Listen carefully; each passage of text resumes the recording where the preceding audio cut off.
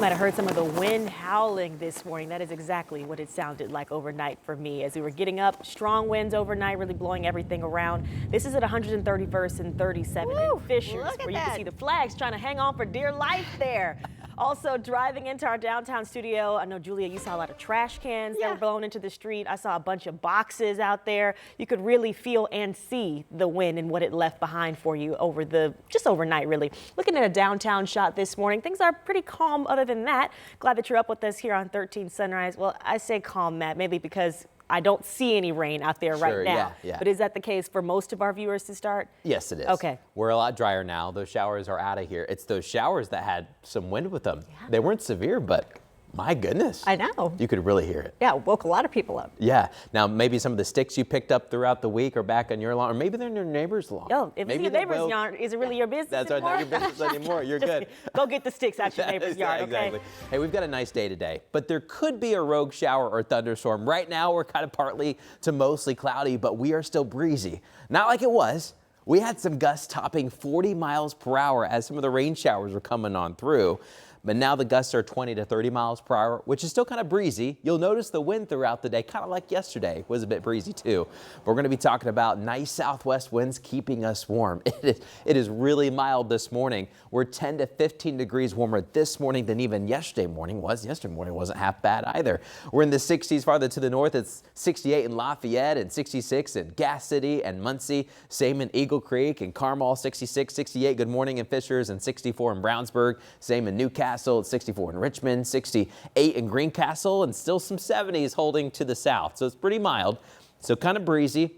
Throughout the day, though, a lot of times you'll just have a mix of clouds and some sun breaks with maybe a rogue shower or thunderstorm popping on through. But a lot of us will stay on the drier side, but we'll have to keep a close eye on the radar. Right now we're dry, but coming up, we'll let you know about a bigger system that's coming in from the west that could increase our rain chances a little bit more later this week. Lindsay, do you still have some brake lights on your views? We do, yeah, okay. Out on the west side, but it does look like it's starting to improve. So that is some good news. Just a few moments ago, looks like traffic is now starting to move a little bit better here on Sam Jones Expressway. Happening earlier this morning, about an hour ago, I had some reports of a crash on the ramp system from I-70 westbound to Sam Jones Expressway, and it's kind of backed up, and now it's starting to move a little bit better. So that was what we were watching. Also was watching basically standstill traffic on this ramp here from I-70 westbound onto Sam Jones Expressway. So I want to show you where this is located on a map. Where we've been watching this, again, things have been very slowly moving to get off of I-70 onto Sam Jones, but hopefully things are starting to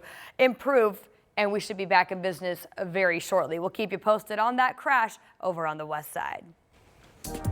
Thank you, Lindsay. Well, this morning there are safety concerns coming out of the U.S. Postal Facility here in Indianapolis after an alleged attack. And these concerns are amongst coworkers after an employee was reportedly stabbed by a coworker at the facility on Brookville Road.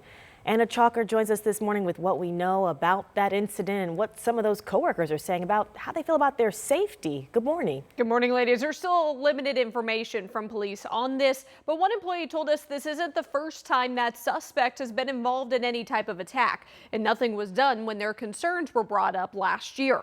An online police report shows a man was injured in this stabbing on Saturday night, and we have seen video from after the incident on social media, where a man is covered in blood and he's on his knees in the common area of the USPS facility. The union president tells us he did go back to the facility to try to figure out what led up to this stabbing. He says managers confirm that the victim is recovering, but says this is just one of the many ways that shows the unsafe working conditions inside that facility.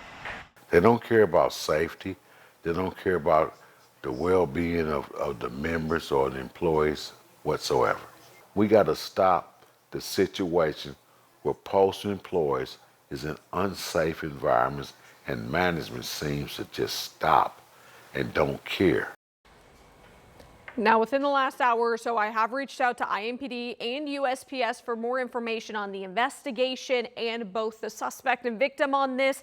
Both of those departments at last check yesterday told us they do not have any information to share. But we have reached out more on the condition of the victim, if someone was arrested, because that suspect does not have a name listed in that police report. We have been checking that throughout the day, see if there's any updated reports coming in.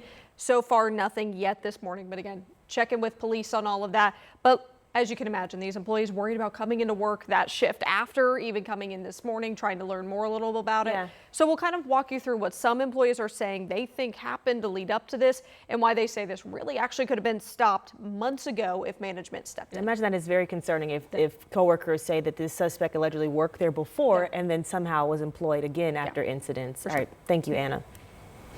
Well, Metro Police tell us they're looking for a suspect in a shooting that happened early yesterday morning.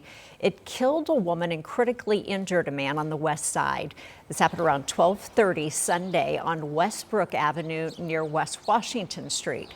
Officers say they found the man shot on a front porch of a house, then found the woman shot inside the home. Medics took both victims in critical condition to the hospital. The woman later died. Police have not shared information about a suspect or a motive.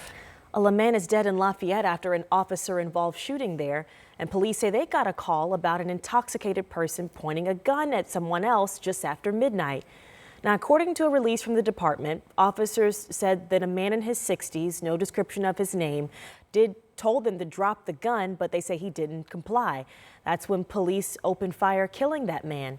The officers involved are now on administrative leave, and Indiana State Police are investigating. A man is facing charges after leading police on a chase and causing a couple crash there on the south side earlier this month. He's expected in court this morning. He killed that couple. Yeah, so this happened on April 4th near Thompson and Shelbyville Road. We're told Beech Grove officers tried pulling over Jerry Gutierrez for speeding. The officers stopped chasing him, though, after he turned off his headlights. Officers say about 15 seconds later, he crashed into another car, killing the two men inside. A passenger in the suspect's car was also injured. Gutierrez is facing charges of resisting law enforcement, causing death, reckless homicide, and criminal recklessness with a vehicle causing death.